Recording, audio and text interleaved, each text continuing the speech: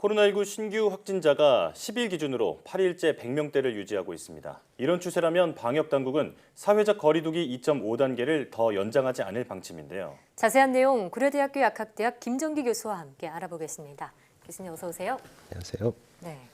자, 일주일 넘도록 일일 신규 확진자 수가 100명대를 유지하고 있습니다. 조금은 누그러진 추세이긴 하지만 아직 안심할 수는 없는데요. 현재 상황 어떻게 보고 계신가요?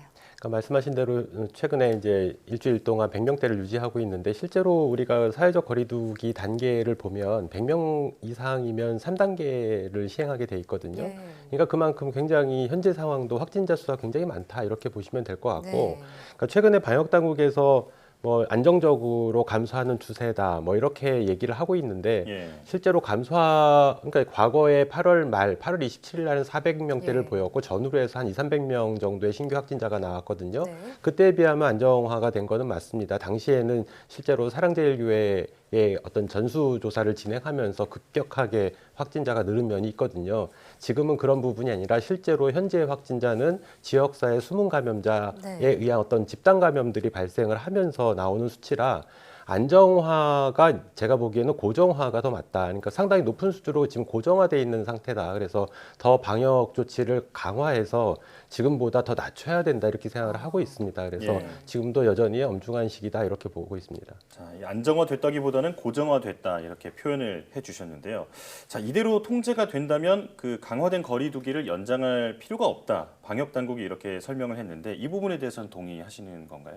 그러니까 지금 상당히 높은 수치로 고정화돼 있기 때문에 지금 단계에서 방역 조치를 완화하면 여기서 더 증가할 가능성이 충분히 있고요. 더군다나 큰 변수는 추석입니다. 추석 연휴를 지나면 어찌됐든 확진자가 더 늘어나게 돼 있거든요. 근데 그게 어느 정도 규모로 발생을 할 거냐. 그러니까 지금 단계에서 추석 연휴를 지나게 되면 굉장히 큰 폭으로 어쩌면 뭐 예상컨대 일일 확진자 수가 1000명을 넘을 수도 있는 상황이 발생할 수도 있고요.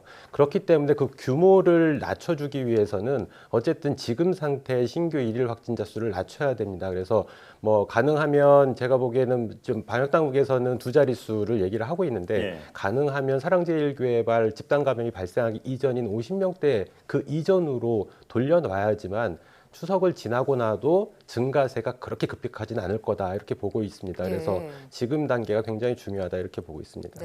추석 연휴 한 1, 2주가 좀 하나의 고비가 될 수도 있다 이런 말씀이시고요. 국내에서 코로나19가 또 독감에 중복 감염되는 것으로 추정되는 사례가 나왔습니다. 이렇게 두 질병이 함께 유행한다고 해서 트윈데믹이다 이렇게 부르기도 하던데요. 이렇게 중복 감염이 되면은 증세가 더 치명적인지 궁금합니다. 어떤가요? 현재까지 그 코로나 바이러스는 신종 바이러스이기 때문에 아직까지 중국 감염됐을 때 어떤 결과가 나올지는 아무도 예측을 할 수가 없습니다. 다만 지금 제가 생각하기에는 일단 독감하고 인플루엔자하고 코로나19가 같이 감염이 일어나게 되면 단독 감염에 비해서는 그 면역 반응이 과도하게 일어날 가능성이 좀 많습니다. 그러니까 인플루엔자도 그렇고 코로나19도 그렇고 사이토카인 폭풍을 일으키는 바이러스들이거든요. 그러다 보니까 두 개가 동시 감염됐을 때에는 어찌됐든 이러한 반응이 더 급격하게 또는 보편적으로 일어날 가능성도 있다. 그렇기 때문에 중증도가 높아질 가능성은 충분히 있다 이렇게 보고 있습니다. 이 중증도에 대한 부분은 조금 더 지켜봐야 하는 입장이다 이렇게 말씀해 주셨는데, 자, 하지만 그 의료 체계의 혼란을 막기 위해서라도 독감과 관련해서 전 국민이 독감 백신을 맞아야 한다. 독감과 코로나19의 동시 유행을 막아야 한다 이런 주장이 있는데 어떻게 보십니까? 그러니까 실제로 독감, 그러니까 어제도 잠깐 말씀을 드렸지만 인플루엔자 바이러스 같은 경우에는 변이율이 코로나19 바이러스보다 훨씬 더 높습니다. 그렇다 보니까 백신을 우리가 매년 이제 접종을 하고 있는데 백신 불일치 현상이 종종 발생을 하거든요. 그래서 효능이 한 20%에서 60%를 왔다 갔다 하고 있습니다. 그렇다 보니까 백신을 맞았을 때에도 분명히 감염 자체를 막을 확률은 조금 낮아 보인다. 근데 중요한 건 뭐냐면 국민 여러분들이 독감 백신을 맞아야 하는 이유가 감염이 됐을 때 실제로 백신 불일치 현상이 일어나더라도 이 증상 자체를 완화시켜 줄 수가 있거든요. 그러니까 말씀하신 것처럼 뭐 동시 감염이 일어났을 경우에 독감의 증상을 낮춰줄 수 있다 보니까 향후에 동시 감염 발생 시에 전체적인 증상을 완화시킬 효과는 기대할 수 있다 이렇게 보고 있기 때문에 국민들께서 독감 예방 주사를 맞는 거를 저는 개인적으로 권장하고 싶습니다. 네, 독감 예방 접종을 통해서 독감 자체를 막거나 증상을 완화시킬 수 있는 만큼 맞는 것을 권고하신다는 말씀이시고요. 또 아스트라제네카의 백신 임상 3상 일시 중단 소식도 함께 들려왔습니다. 백신 개발과 또 상용화에 차질이 빚어지는 건 아닌지 우려되는데 어떻게 보십니까?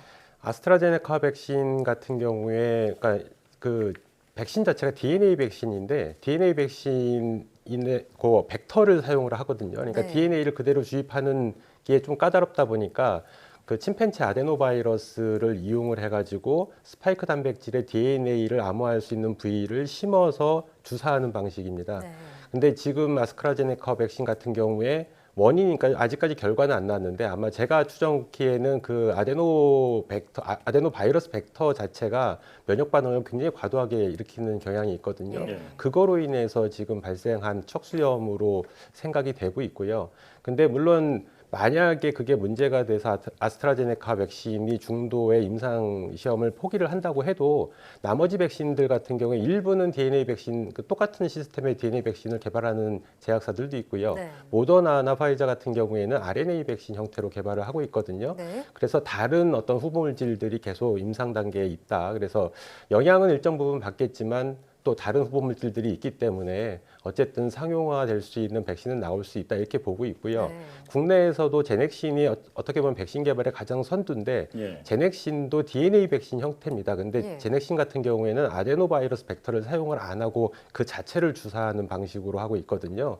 그래서 이러한 문제는 조금 이제 발생하지 않지 않을까 이런 생각을 가지고 있습니다. 그래서 여러 가지 후물질이 있는데 이제 하나 문제점은 네. 국내에서 유일하게 그 아스트라제네카 백신이 그 SK 바이오사이언스에서 위탁 생산을 하기로 되어 있는데 이 부분에 또 차질이 발생할 가능성은 좀 있다 이렇게 보고 있습니다. 네. 예. 그럼 추가적으로 궁금한 게 DNA 백신이 RNA 백신보다 부작용 가능성이 좀 높다 이렇게 볼 수도 있는 건가요? 아닙니다. 그건 DNA 아니고요. 백신, RNA 백신 그 예. 자체가 부작용이 있는 게 아니고요. 예. 지금 벡터로 쓰는 아데노바이러스 벡터 자체가 과도하게 면역 반응을 일으키는 특성이 있다 보니까 네. 이게 문제가 된 게 아닌가 이렇게 추정을 하고 하나의 있습니다. 특성이 있군요. 자, 오늘도 코로나19 상황 살펴봤습니다. 간신히 잡은 확산세가 다시 일어나지 않도록 긴장의 끈을 놓아서는 안 되겠습니다. 지금까지 고려대학교 역학대학 김정희 교수와 함께했습니다. 교수님 잘 들었습니다. 고맙습니다. 감사합니다.